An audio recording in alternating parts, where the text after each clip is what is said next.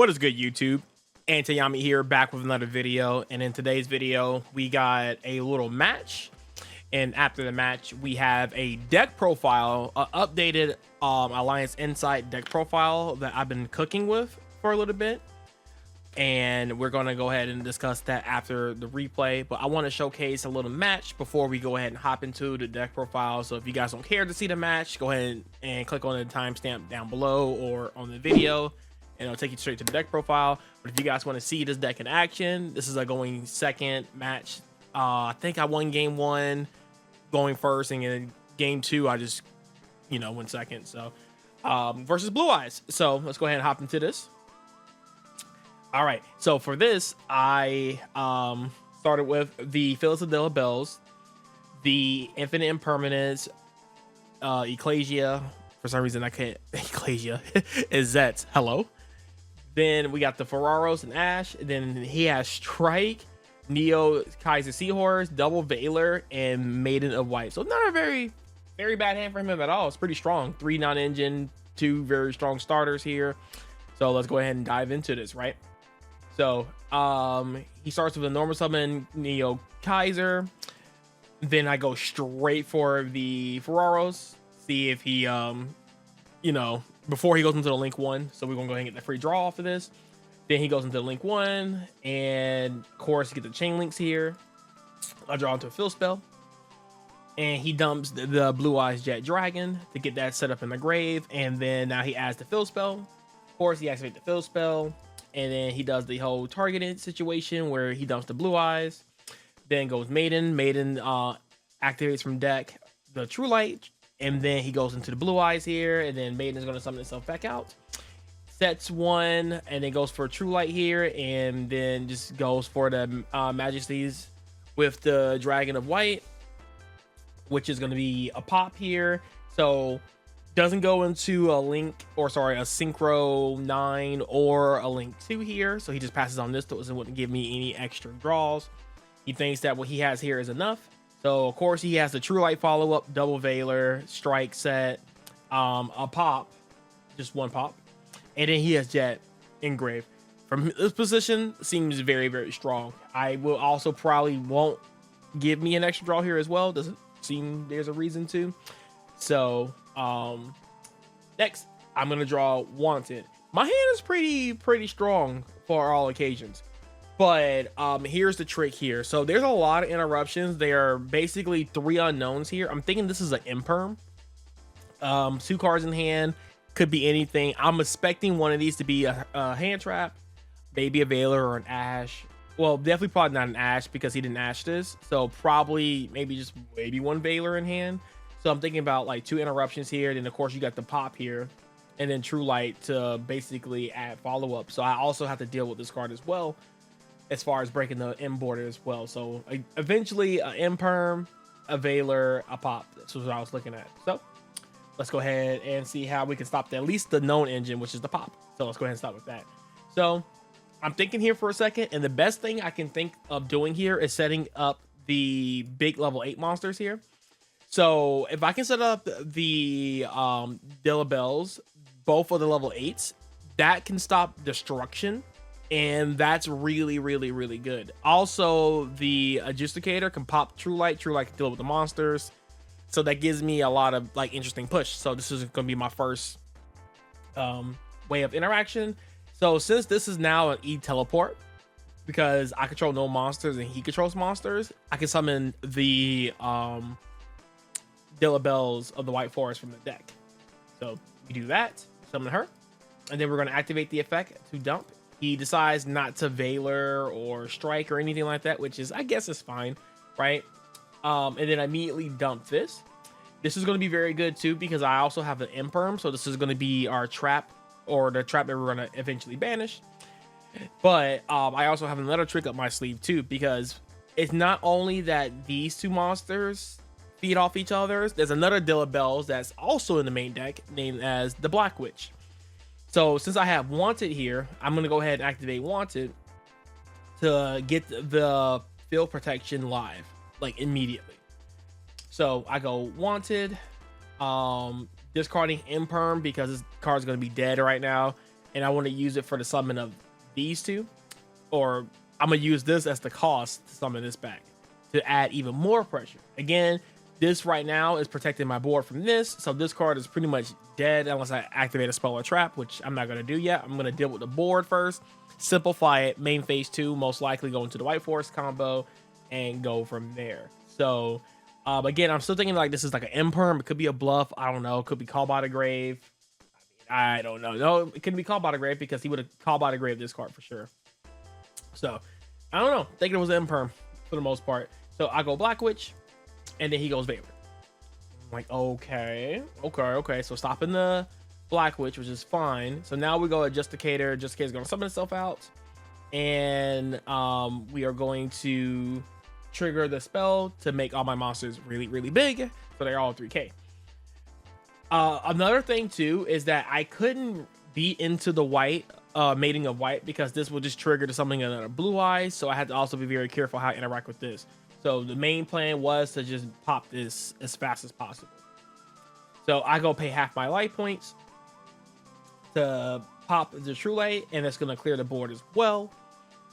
And he just go Veiler again. So I'm like, okay. Both my monsters been stopped with Veiler, which is really cool. So I'm like, cool. He has no cards in hand. Perfect. So now I'm thinking about I can go Fiendsmith combo here. I can keep going like that and add more pressure to the board.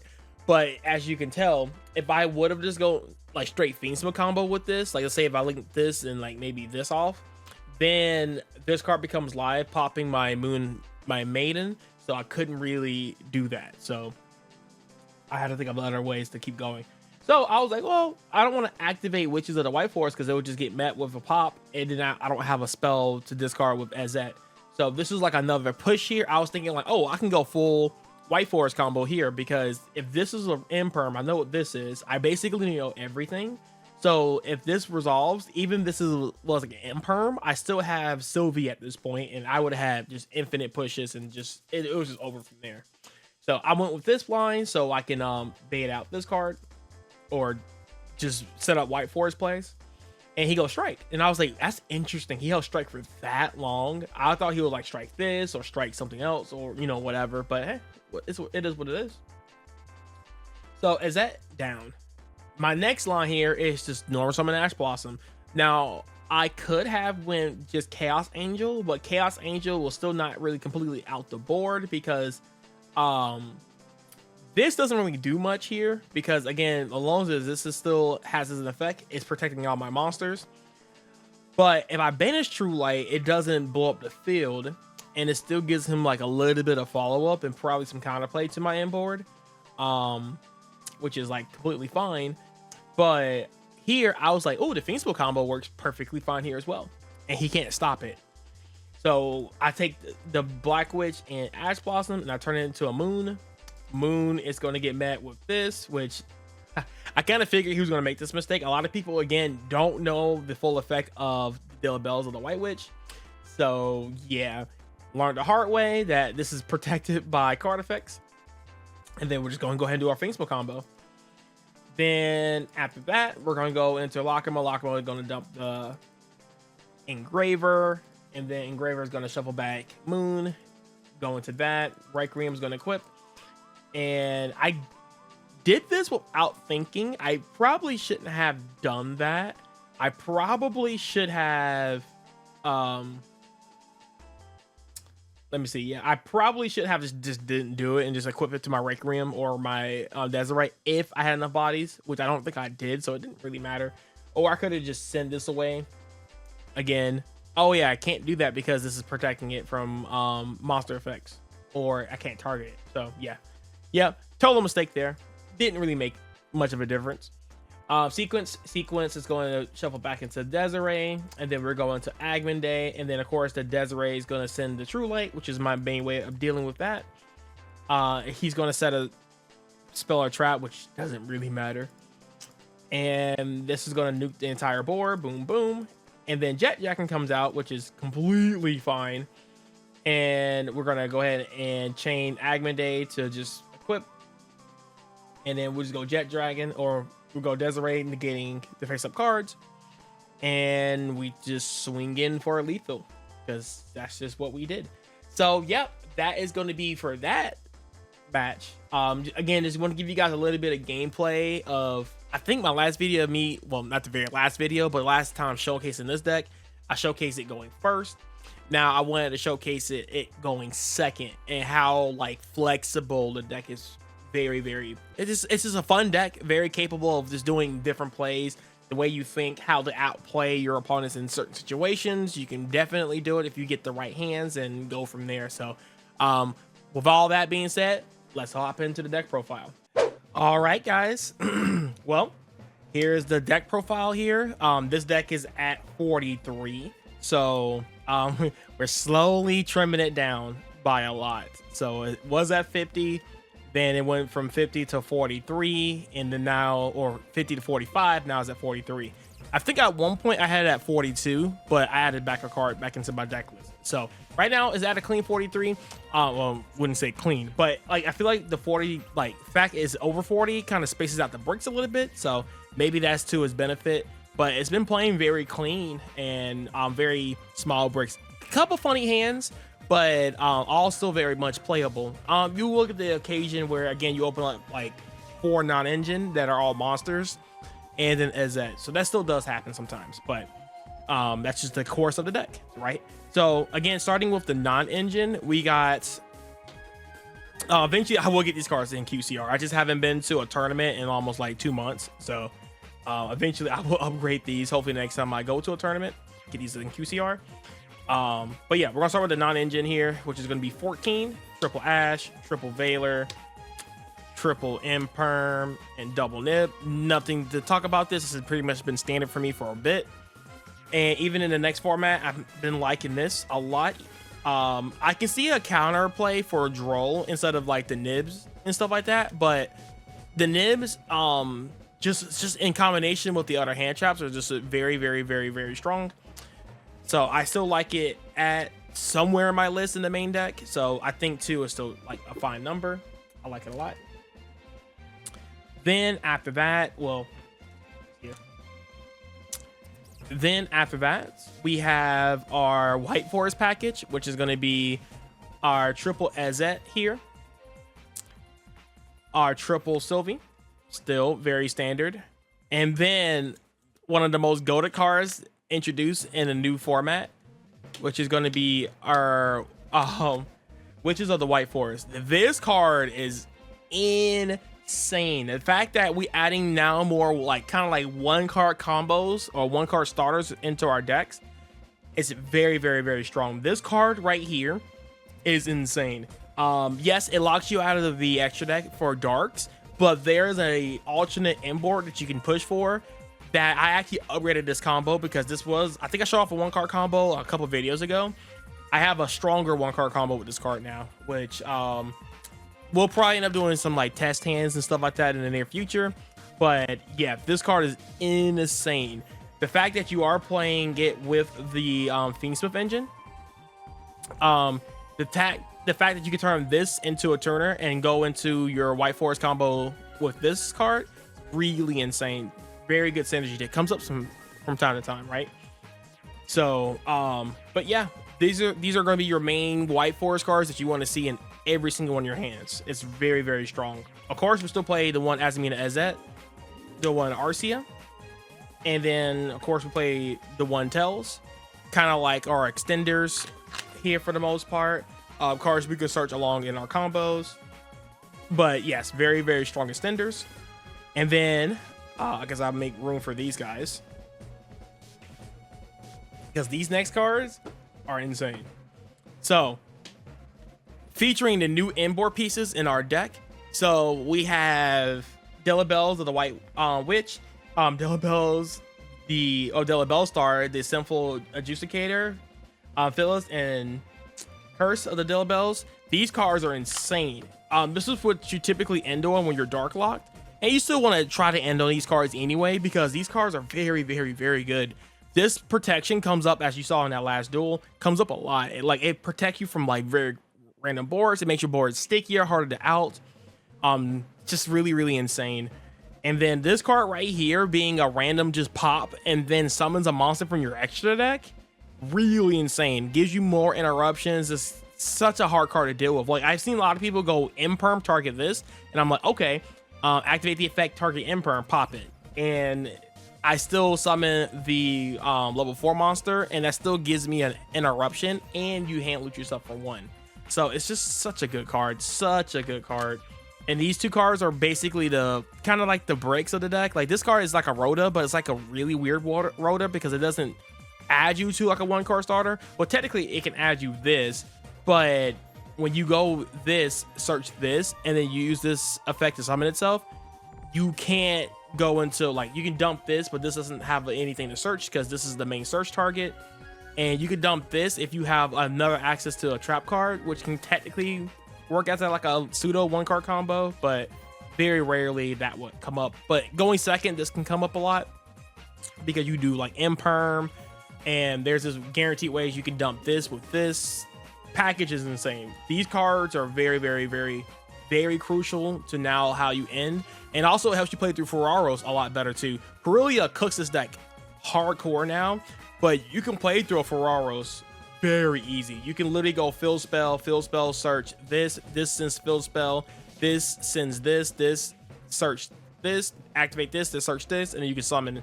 And now you have like basically 3 interruptions, or I think like 4 interruptions, and you gave your opponent 0 Ferraros draws, which is really insane. So that's sick package.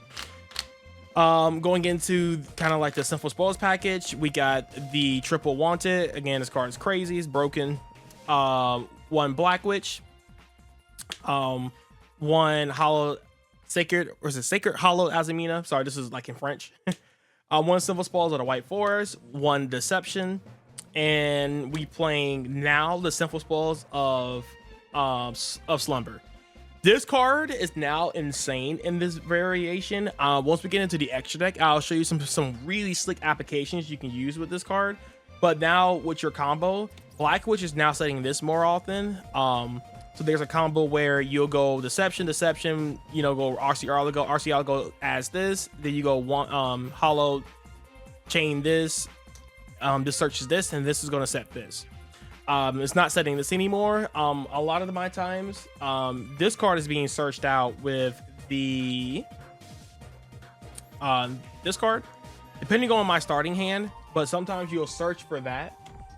And there's a really cool line that you can do with this card as well. But again, I'll talk about that if we ever do combo hands and stuff like that. So yeah, we'll talk about that more in the future. But insane. This card again is very, very slick. I do like it a lot, and it becoming its own interruption without any like commitment to like having a monster on board, like with woes, where woes is not really an interruption until you have bodies on board, and Alps, or whatever that card, Alpies, whatever it's called, it's not an interruption if you get hit with like, if you don't have any extra deck monsters in the graveyard. Typically you always do, even if you do get a hand trapped to oblivion. But this right here being just like our standalone Book of Moon is really, really strong. The fact that it can revive itself as a quick effect because it's a trap card, so if it gets into the graveyard you can revive it immediately, and it comes up when you get nibbed and stuff like that. Again, showcase that in the next like test hand. And again, I'm going to come back to this card because this card has really insane applications that I don't think I've ever seen people do yet. So we're going to talk about that once we cross the bridge. And of course, we have 1 Engraver, 1 Lacrima, 1 Lurie, 1 Tract, and 1 Paradise. This package is insane. The cards all being at 1 is really, really, really good. Again, I don't like Engraver by itself. And having Lacrima, let's say for example for your main normal summon, because the issue with only having like the Lacrima Engraver is that like when you draw these cards, they are very, very weird. And if you do hard open these cards, these are not bad normal summons, right?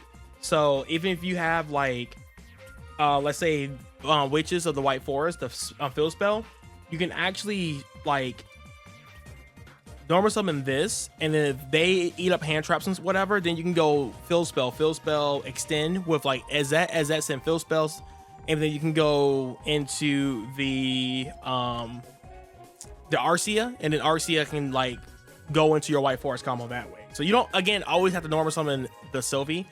But again, these are not like, these are kind of like the worst case scenarios. And normally now when I go normal summon Lakuma, typically a lot of people would immediately dump the Engraver. But since now I'm only playing one Engraver, and if you go into the Requiem is not going to produce any bodies since you don't have Engraver in deck. Now I just dump this first, and then you go into your Requiem, summon out Fiendsmith, and now you can do some things with that too, because now you can go Requiem equipped to the Engraver, and then off to the races from there. So, and then this is still an interruption. A lot of the times, I don't really end Desiree on my end boards. It depends for the most part. Especially if they don't hand trap me. Sometimes I do go into the Desiree because I'm like, okay, they brought on board breakers and Desiree destroys board breakers. But normally there's lines where, again, going back into this, and again, we're gonna talk about this in the extra deck a little bit. So there's a line now where I go into Engraver, and then I'm gonna activate Fizz whenever I have like access to an illusion monster. There's let's see, there is a cool line where summoning this, any access to like any illusion monster, because now this is a lot of people don't know this. People think this is a spellcaster. This is actually an illusion. You can actually go into this, go into my Regina with this, and going crazy. Like I said, again, we'll talk about it more, but like there's lines where I'm just like, all right, I have Paradise. I rather use Paradise as an interruption for Desiree on my opponent's turn, and I turn like the Fiendsmith engine into just like other combos, like this right here, interacting with the fill spell when you have like let's say for example this. So there's like a really safe line where you can go activate fill spell, because you can go like Fiendsmith combo, like, you know, whatever, you do this, activate the effect, dumping Engraver or whatever, and then you can go Witches of the White Forest, and then special summoning this, activate the effect, turn this into a tuner, and then now you can go into the Synchro 6 and send this to the grave, and then you're off to the races with your combo. Comes up so much, it's really insane. So like, again, I can use the Fiendsmith engine to just kind of bridge into like my White Forest engine, which is really, really insane.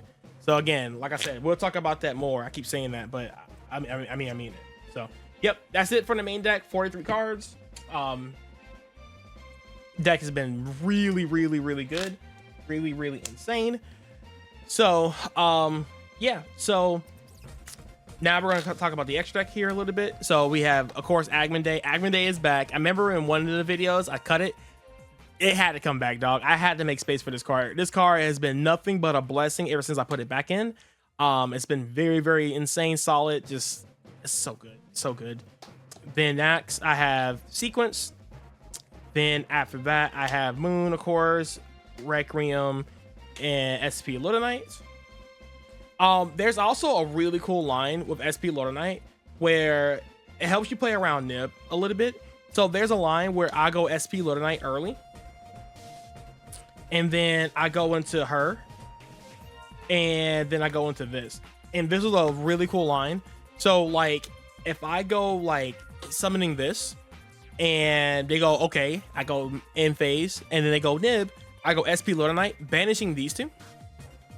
So they'll be protected. This gets tribute off by Nib, and then these two come back. And again, you need to control the Bell Star monster for this effect to summon from the extra deck, which again gives you just more interruptions. And on top of that, since your opponent activates Nib, on end phase you can actually target your Nib or their Nib, pop, and then you can go into the extra deck and like summon this, and you're just so far ahead at that point. It's just insane. But yeah, again, a lot of cool lines. Again, we'll talk about it. I'm just excited for this deck. This deck is really fun. It's just so fun. So that's it for the links. Then for the fusion, of course, you got your Desiree, you got your Sylvia, you got your RC Eligo, and then you got your Regina. Kind of shrunk down the package a little bit on the Azamina stuff because you are dark locked a good amount of the times. There's some hands and games where you're not dark locked, which is fine. Or you can do all your Azamina stuff plays first and then dark lock yourself. But yeah, this card is like, it becomes way better. And since we have Regina here, let me go ahead and talk about some really cool interactions with this. So this triggers this. Even in the graveyard, you can activate the effect to summon itself. It triggers this. The effect to pop a card on the board triggers that as well. Really good. Of course, this triggers this, which is really good. But what's really insane that this triggers this. And let me explain, right? So there was a line where I actually sent this card to the graveyard and I kept it in my graveyard. I summoned this and I literally used this graveyard effect to reset itself